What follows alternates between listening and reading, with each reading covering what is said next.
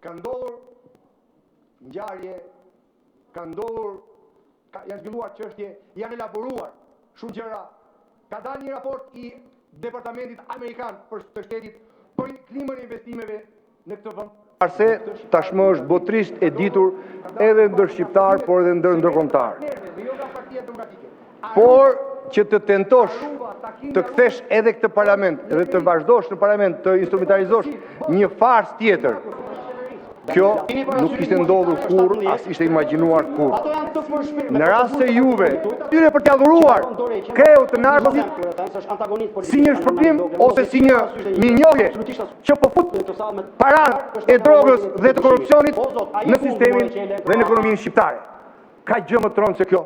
Jo, për ju djeg, kjo nuk duhet diskutuar për ju, sepse për ju duhet të rinë në kuadrin e lloqeve që po bëni deri tani, dhe që këtë kuvend por ju s'ka problem fare të quhet kuvendi lloqeve.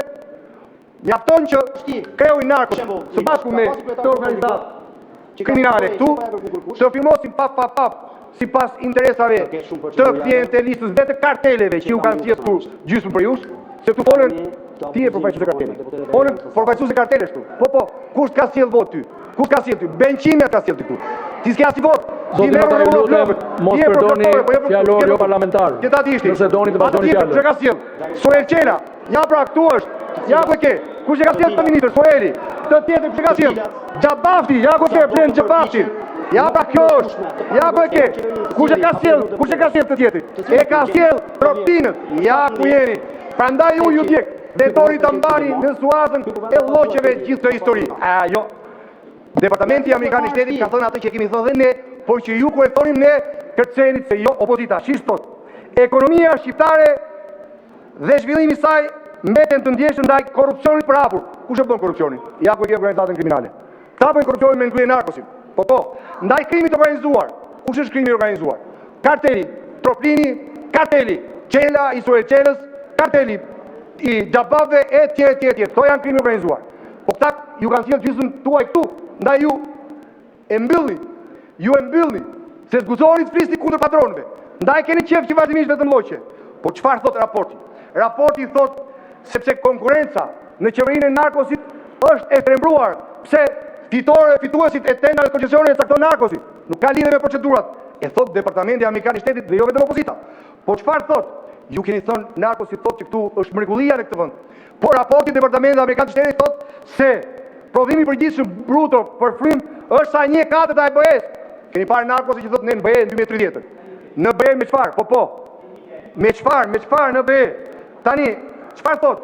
Shqipëria thot raporti ka një mekanizëm për kontrollin, për screening e investimeve të huaja direkte.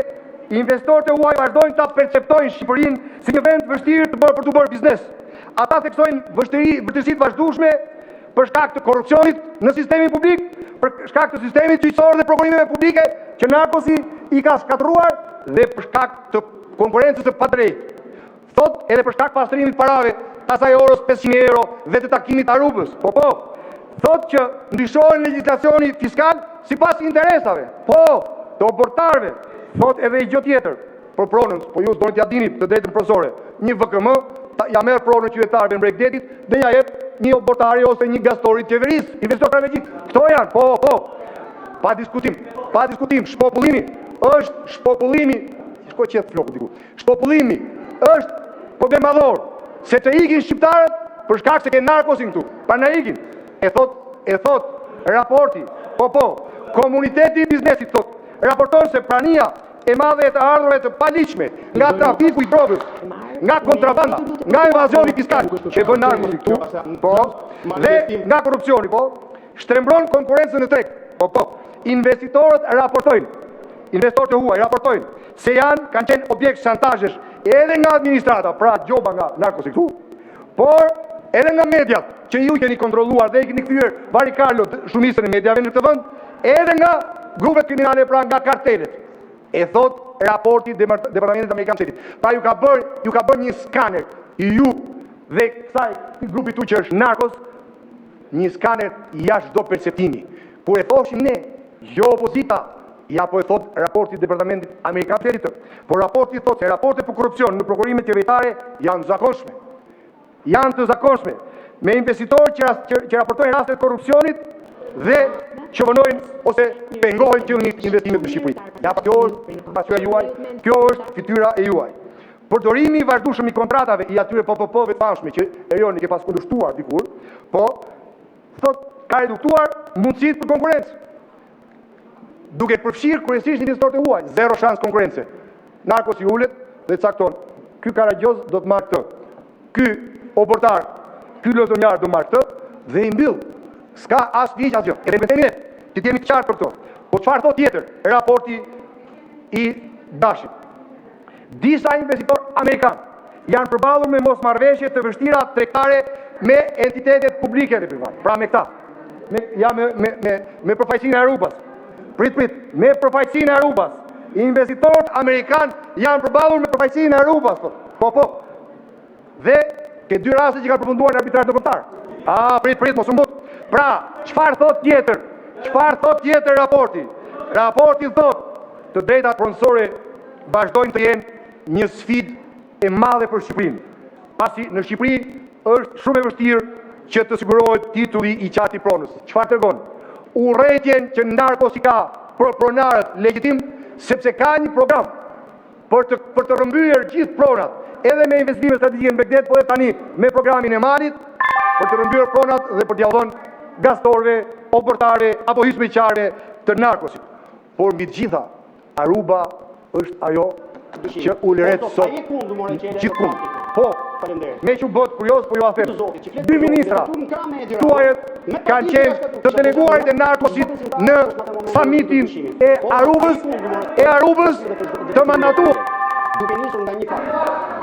Faleminderit zoti Noka, fjalën e ka kërkuar zoti kryeministri zonja Balluku. Zonja Balluku.